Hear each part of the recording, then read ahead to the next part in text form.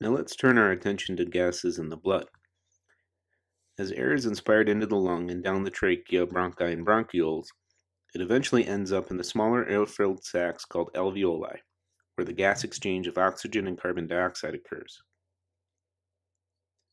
Let's take a closer look at what happens during this process. The pulmonary arteries carries deoxygenated blood from the heart to the pulmonary capillary beds, where gas exchange occurs. The oxygenated blood is then carried back to the heart by the pulmonary veins and then out into systemic circulation. You may be wondering why a vein is carrying oxygenated blood. Arteries are actually vessels that carry blood away from the heart, and veins are named for vessels that carry blood back to the heart. So in regards to the pulmonary vessels, the deoxygenated blood is being carried away from the heart and therefore is named the pulmonary artery, while the vessels that carry oxygenated blood back to the heart is named the pulmonary vein. So the main concept here is that we inhale oxygen into the alveoli and exhale carbon dioxide. The partial pressure of oxygen in the alveoli is higher than the partial pressure of carbon dioxide. The partial pressure of oxygen in the alveoli is about 100 millimeters of mercury, where the partial pressure of carbon dioxide in the alveoli is about 40 millimeters of mercury. The blood in the pulmonary artery carrying deoxygenated blood to the alveoli has a lower partial pressure of oxygen at about 40 millimeters of mercury than the corresponding partial pressure of carbon dioxide, which is 46 millimeters of mercury. The higher partial pressure of carbon dioxide in the pulmonary artery in comparison to the lower partial pressure of carbon dioxide in the alveolus favors movement of carbon dioxide down its concentration gradient and into the alveoli, and oxygen will move from the area of higher concentration to an area of lower concentration, and this favors the movement of oxygen from the alveolus and into the pulmonary capillaries. So the new partial pressure of oxygen in the blood is now higher at 100 millimeters of mercury than the partial pressure of carbon dioxide, which is now 40 millimeters of mercury. The pulmonary vein then pumps blood back to the heart, and it is then subsequently pumped via the systemic arteries to target tissues. In the tissue, the partial pressure of oxygen is slightly lower than the partial pressure of carbon dioxide, with an oxygen concentration of less than 40 and a PCO2 concentration of greater than 46 millimeters of mercury.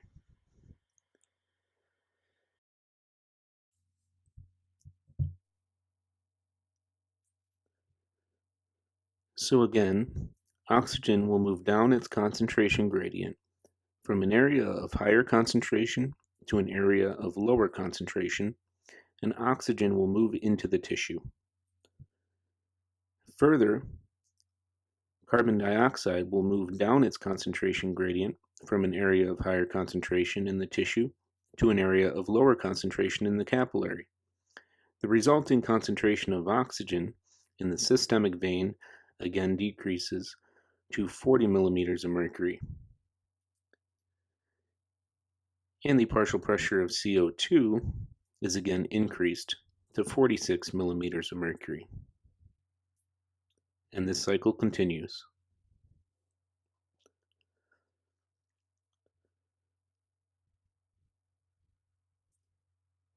So if we sample blood from the artery, we can analyze the concentration of the different blood gases and the pH of the blood and give us an idea of the patient's oxygenation and perfusion status. This is what we call an arterial blood gas, or ABG. The pH will tell us if there is an acidemia or an alkalemia. The partial pressure of oxygen tells us the oxygenation status of the patient. Remember, atmospheric pressure. The patient's partial pressure of oxygen in the artery should be about 100 millimeters of mercury. We can measure the partial pressure of carbon dioxide, which tells us if there is a respiratory component to an abnormal pH. We can also look at the bicarbonate, which tells us if there is a metabolic component to an abnormal pH. The typical oxygen saturation of hemoglobin in the arteries provides further information about the patient's oxygenation status. We can also sample venous blood gases, or a VBG for short.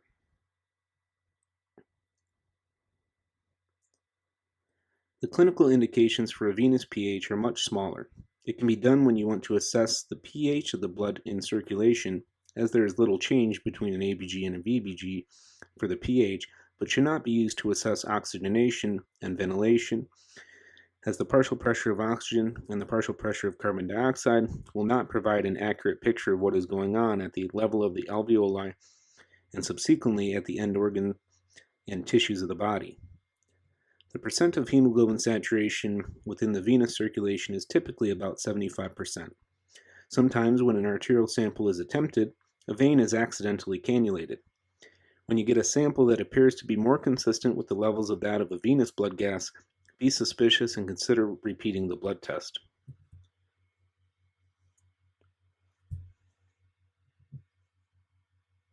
Now let's move on to the interpretation of the blood gas. Blood gases also get a fishbone, and it is written like this. A mnemonic to help remember the order of the values in the fishbone is hot cocoa in bed. The normal values are listed here for reference. The pH will tell us if there is an acidotic or an alkalotic process going on. The PCO2, or partial pressure of carbon dioxide, will tell us if the issue is the fault of the respiratory system. The partial pressure of oxygen will tell us if the patient has adequate oxygenation.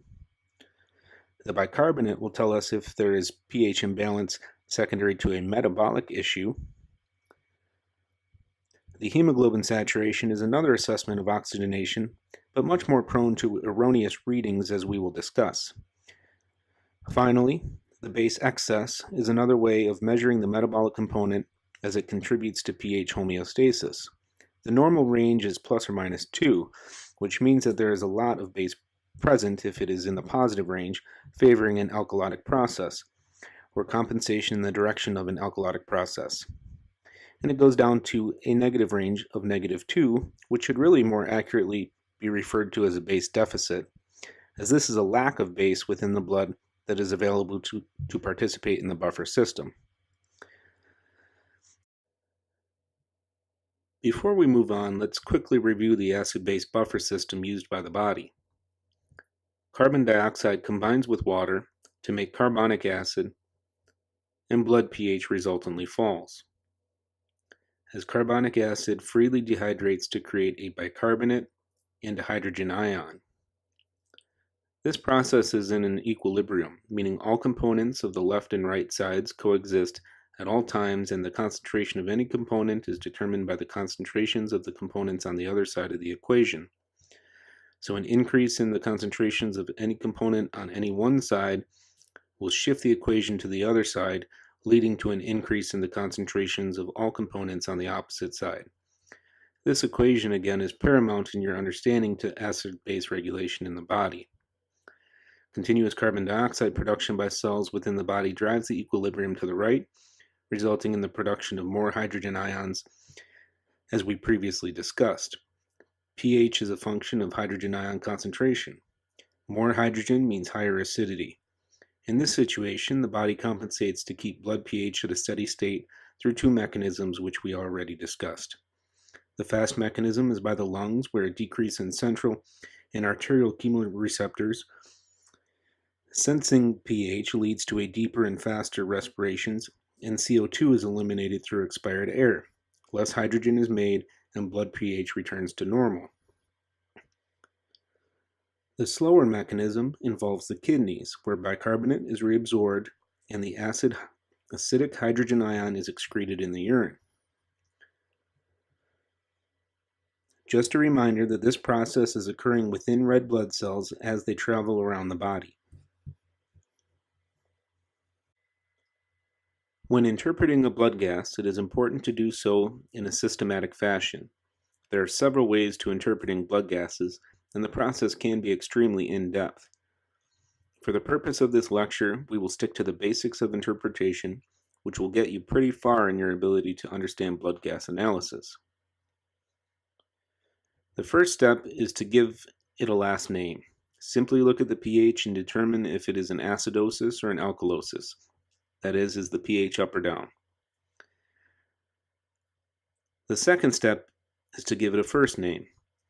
Which part of the buffer system is broken, and who can we blame for the abnormal pH?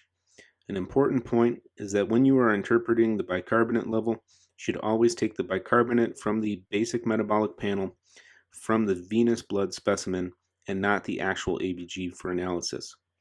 To make it even more confusing, as we previously discussed, bicarbonate is often listed as CO2 on the basic metabolic panel. If you once again picture the acid-base equation, CO2 combines with water to give carbonic acid, which quickly dehydrates to bicarbonate and hydrogen ions. So a measurement of bicarbonate is also a measurement of total body CO2. Do not confuse this with the partial pressure of dissolved carbon dioxide gas that is measured on the ABG. Don't overthink this part. For now, just know that the PCO2, or the partial pressure of carbon dioxide, indicates respiratory involvement, and an elevation favors acidic hydrogen ion formation, where the CO2 on the venous drawn basic metabolic panel is the bicarbonate measurement, and this indicates metabolic involvement, and an elevation favors a basic environment with more bicarbonate. Always start by looking at the PCO2 first.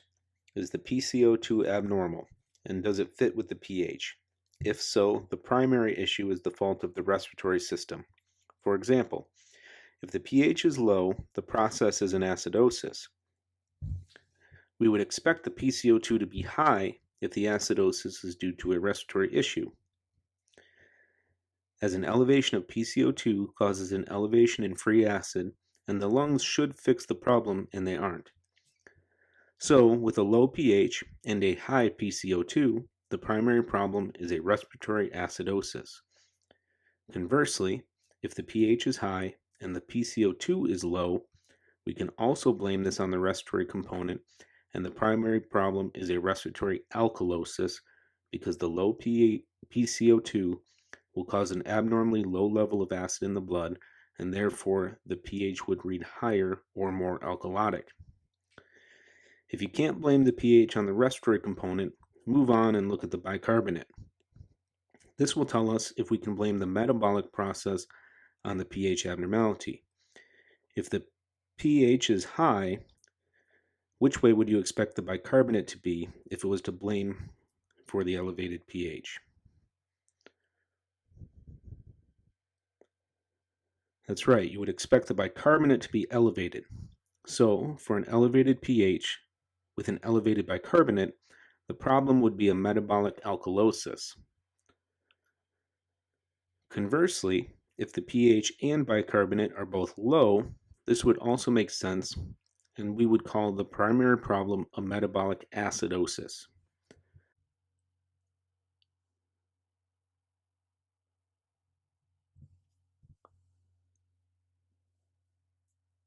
Some people use base excess to determine the metabolic component, but for the purpose of this lecture, we will just leave it at the definition and not go into this any further.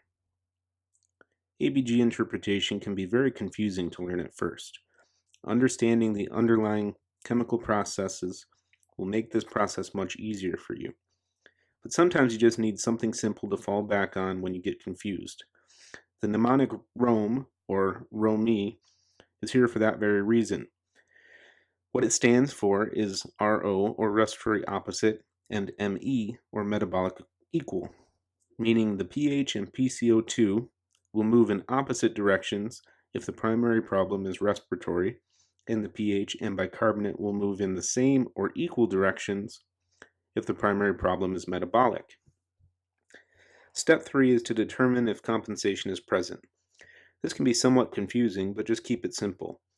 Once you determine if the primary problem is respiratory or metabolic, look at the other value, the PCO2 or the bicarb, that is not part of the primary problem. Is it within normal limits, or is it abnormal?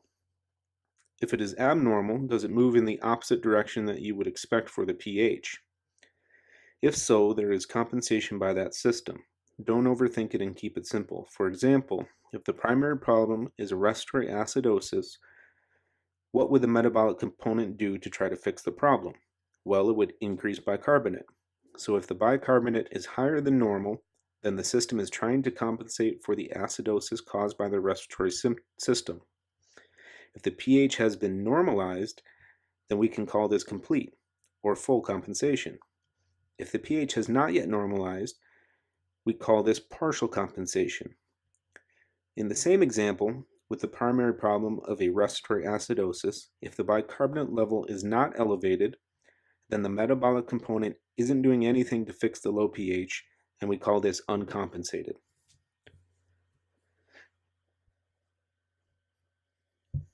The final step is to ensure that the PaO2 and the SpO2 is adequate and not abnormal.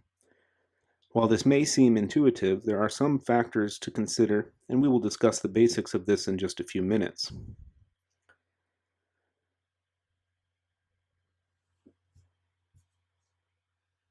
First, let's go over a few examples of steps 1 through 3 in acid blood interpretation. Here's our patient values. Our first step is to give it a last name. So we look at the pH. It is low at 7.26. So there is an acidosis. Next, we give it a first name. The PaCO2 is abnormal and low, but a low PaCO2 doesn't explain the low pH. The PaCO2 should be high if the acidosis is to blame for the respiratory component. So we then look at the bicarbonate. The bicarbonate is low. This can explain the pH, because a low bicarbonate will favor an acidic environment. Therefore, the primary problem is a metabolic acidosis. We then look back at the component that is not in the primary problem. In this example, that is the respiratory component, or the pCO2. The pCO2 is low, telling us that the respiratory system is attempting to compensate for the acidosis caused by the metabolic component by increasing the respiratory rate to blow off more CO2 or eliminate more acid. So there is compensation, but the pH is still abnormal, so this is only a partial compensation. The ideal way to interpret these problems is to understand the basic physiology, and the rest will simply start to make sense with a little practice. As it may be difficult to simply understand these concepts, let's go through this case one more time with a visual component. And let's make it fun and play a little tic-tac-toe. You start by drawing the game board. At the top, label acid on the top left square, basic on the top right, and normal in the middle. We then fill in our patient values, where they lie on the game board. pH is acidic, so let's put the pH under the column labeled acidic. Our bicarbonate level favors the acidic environment, so let's also put that under the acidic column. Finally, the pCO2 is low, and this favors a basic environment. This is our primary problem. The bicarbonate represents the metabolic component, and the pH is acidic. If we highlight that column, we see that we have a metabolic acidosis. Then we can look for compensation. So in this example, we look at the pCO2. It is abnormal, so there must be some compensation present, but not enough to normalize the pH. So this is a partially compensated metabolic acidosis.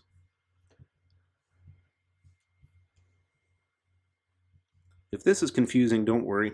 We'll go over a few more examples. Let's look at another problem. A pH of 7.44. This falls within the normal range of 7.35 and 7.45. However, how do you know that there isn't an acid-base problem with full compensation if the pH is normal? So you should always look to see if the pCO2 and bicarbonate are abnormal.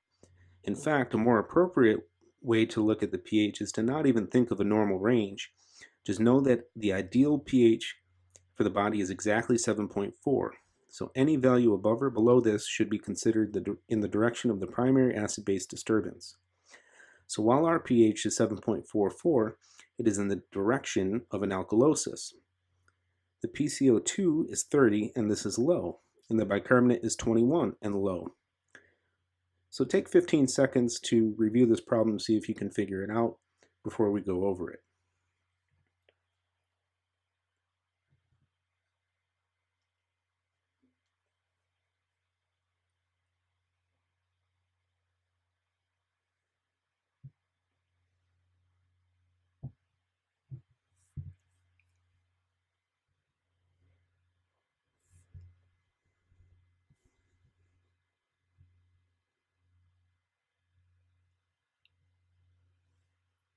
Okay, let's start by giving it a last name. The pH is in the normal range, but as we just discussed, it is in the direction of an alkalosis. So we have an alkalosis. Now let's give it a first name. Always start with the respiratory component. We see the PCO2 is 30, which is low. With a low PCO2, we would expect an alkalosis because there is less CO2 to form acid in the blood. So this fits. Our primary problem is respiratory. Now look for compensation. The bicarbonate is low. A low bicarbonate favors acid.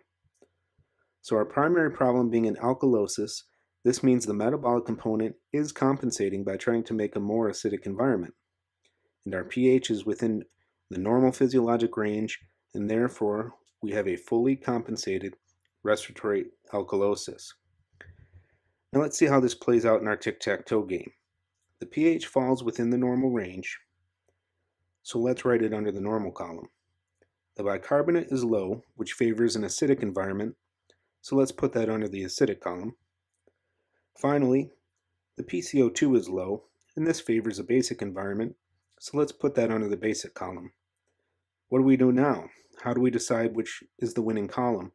Well, as we already discussed, the pH is favored towards the basic side, so that is our primary problem. The bicarbonate is abnormal, so we know compensation is present, and finally we look at the pH, which is in the normal column, and we therefore know our compensation is full. So we have a fully compensated respiratory alkalosis.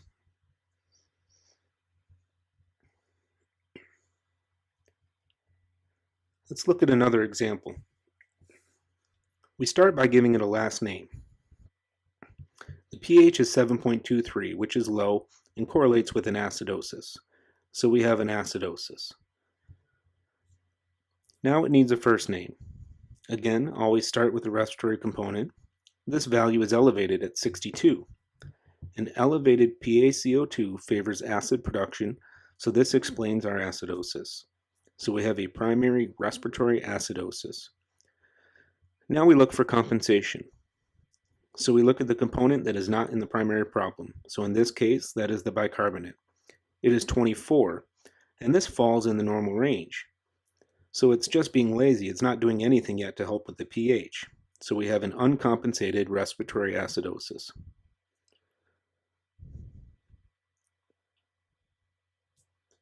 For the visual learners, let's play some tic-tac-toe.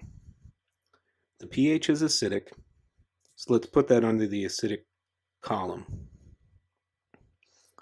The PaCO2 is high, so let's put that under the acidic column as well. And the bicarbonate is normal, so let's put that under the normal column.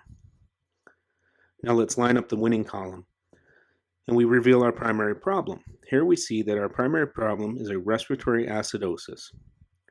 We then look for compensation by looking at the uninvolved component, or in this case the bicarbonate. It is normal, so it is not doing anything to help out just yet, and therefore we have an uncompensated respiratory acidosis.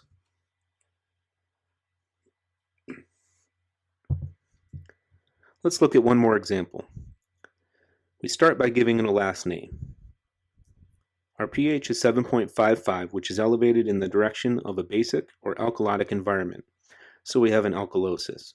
Now let's give it a first name. Again, always start by looking at the respiratory component, the PCO2.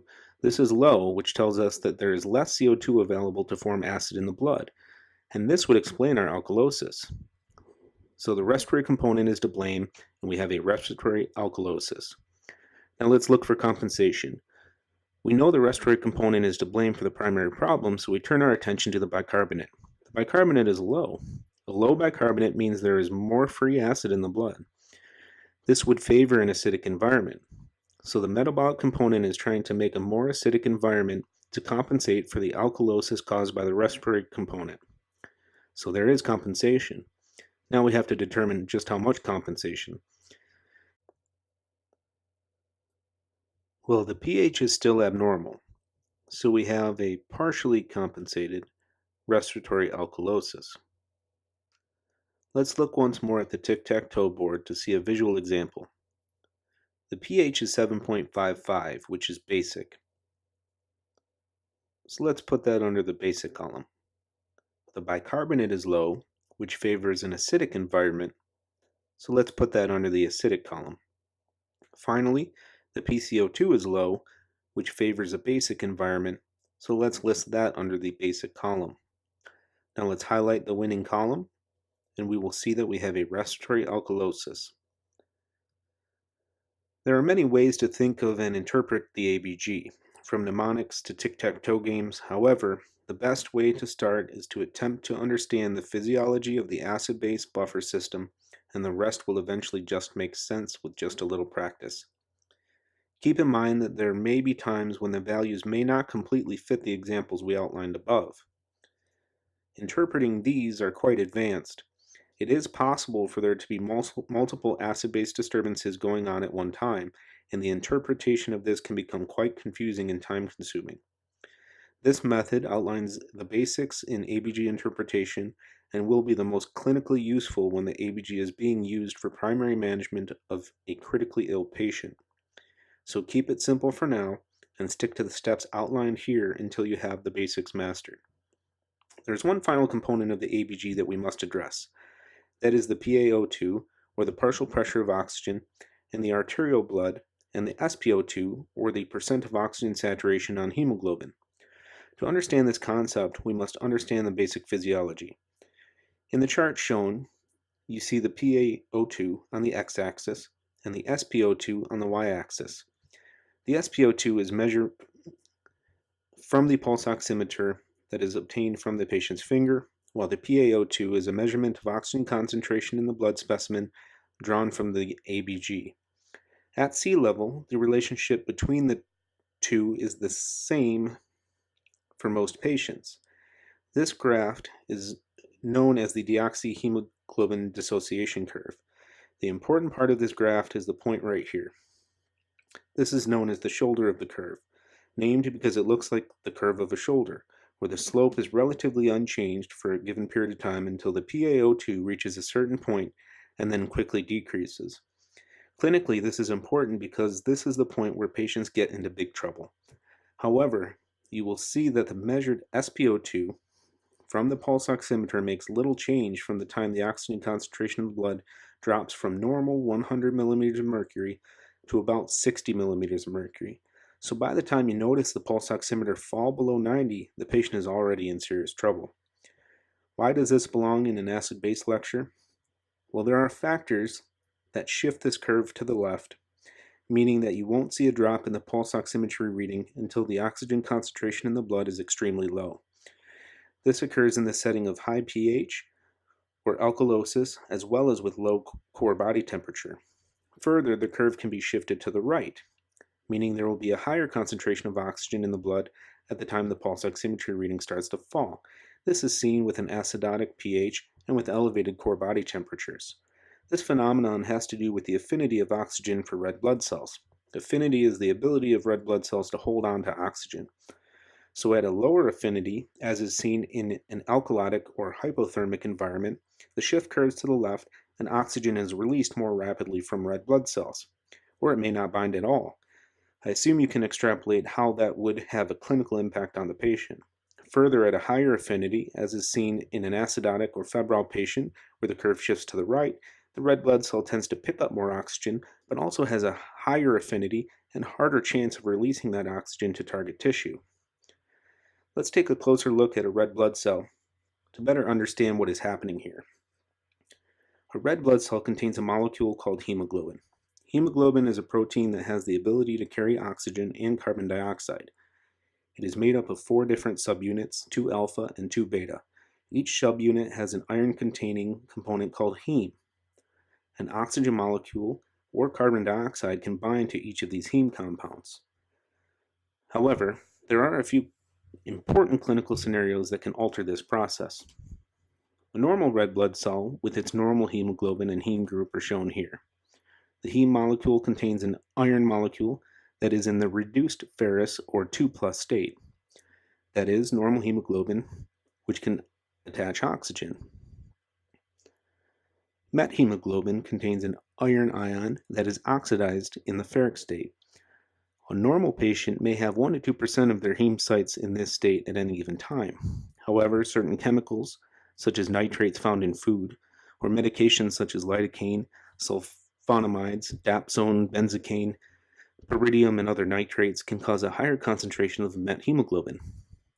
Methemoglobin cannot bind oxygen, but the normal heme groups on the red blood cell still can. However, there is a change in the protein of these heme groups when methemoglobin is present, and this causes the normal heme groups to have a much higher affinity for oxygen. That is, it can still bind oxygen but cannot release it. It becomes locked onto the red blood cell. A pulse oximeter on this patient will tend to read in the mid-80s, and this is measuring the amount of oxygen being transported around in the blood, which is still present on the red blood cell, but won't be quite as high as you would see if all of the heme spots had oxygen molecules on them. Interestingly, though, the patient will still look profoundly cyanotic. This is because the oxygen that is present in the blood is not able to be released from the red blood cells at the target tissue, so the patient gets cyanotic despite a fairly modest decrease in the SpO2. If you see this, think methemoglobinemia. The ability to recognize this process is imperative because one may think the cyanotic patient is cyanotic due to ventilation issues, which is incorrect in this patient. Treatment is not accomplished with more oxygen or vent changes, but rather with a medication called methylene blue.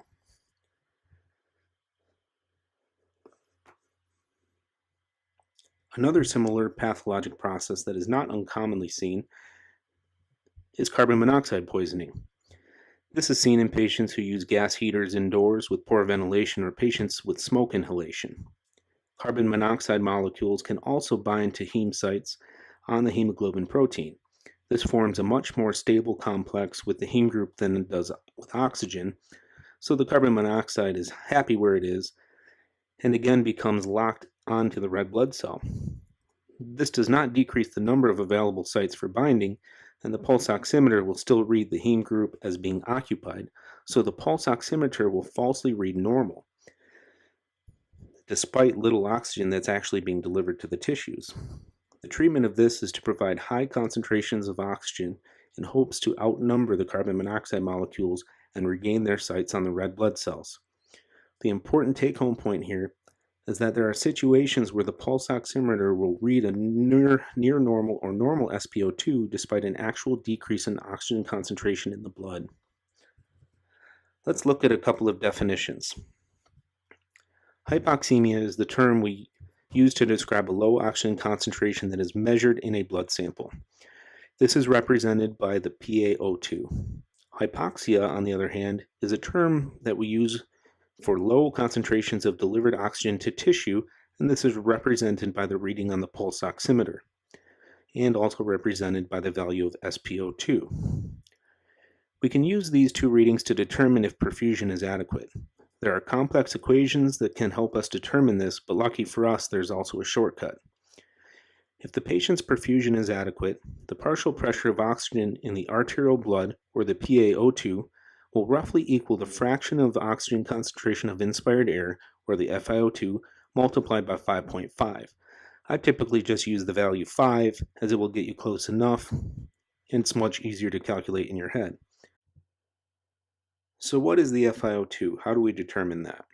Well, this is the concentration of oxygen in the air that we breathe. Normal room air is made up of 21% oxygen, so if we multiply 21 times 5, we get 105 millimeters of mercury. So a normal PaO2 in someone breathing room air is about 105 millimeters of mercury. Well, we already know this because we already talked about this in detail earlier when discussing blood-gas exchange. But what if the patient is not on room air? What if they are on supplemental oxygen? Well, if they have a higher concentration of oxygen being delivered to their alveoli, we should expect a higher than normal concentration of oxygen in the blood. So a PaO2 level of 100 on an ABG in a patient on a non-rebreather may read normal on the lab slip, but this is definitely not a normal level from a physiologic perspective. So we can estimate if the patient is adequately perfusing by knowing these two things. First, we need their measured PaO2, which is taken from their ABG. Second, we need to know their FiO2. In a patient on a nasal cannula, we can estimate the FiO2 based on the flow being provided. Just to recap, at room air, the FiO2 is about 21%.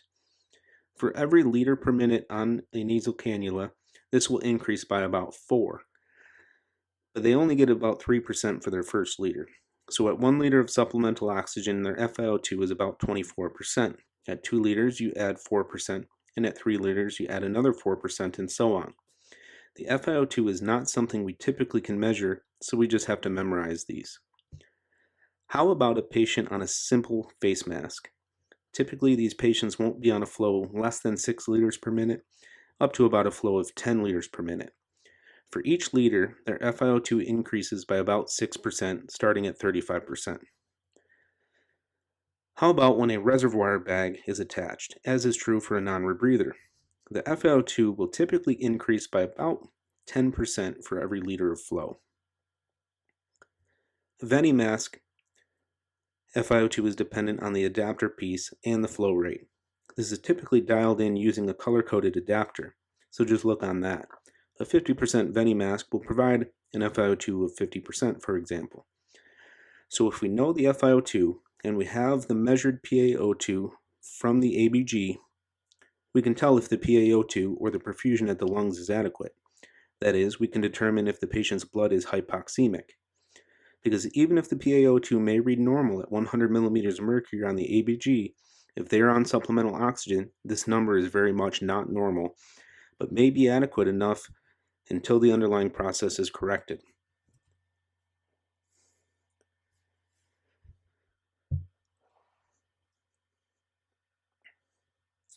Just for completeness, let's briefly discuss where this shorthand equation came from.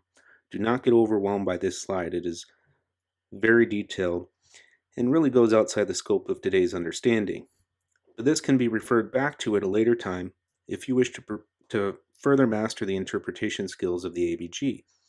Remember that as air is inspired into the lungs and it reaches the alveoli, there is a concentration gradient that allows oxygen to flow from the area of higher concentration in the alveoli to an area of lower concentration into the capillary. Ventilation is determined by the air that reaches the alveoli, where perfusion is determined by the blood that reaches the alveoli. The P big AO2 is the concentration of oxygen in the alveolus and is a calculated value.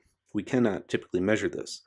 The P little AO2 is what we have already been discussing and is again the concentration of oxygen measured in the blood obtained by the ABG. We can calculate the difference between these two measurements, known as the AA gradient, to determine if hypoxemia is present.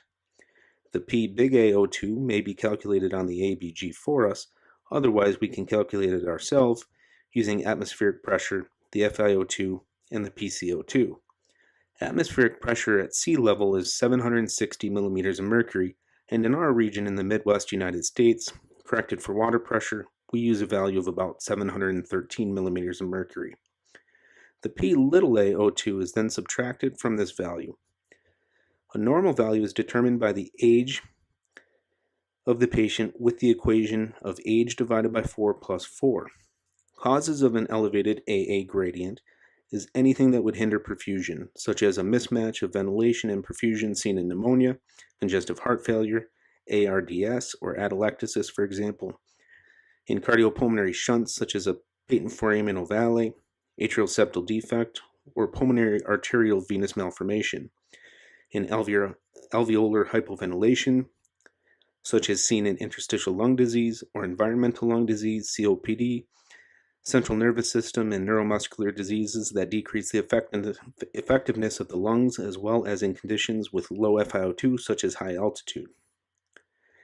This completes our talk on acid-base balance and the interpretation of the ABG. If this is your first exposure to this, it can be quite overwhelming. We primarily focused on the basics, but some of the concepts are quite advanced. So if you do not completely understand it at this time, just know that it will take some practice and repetition before you will become comfortable with it.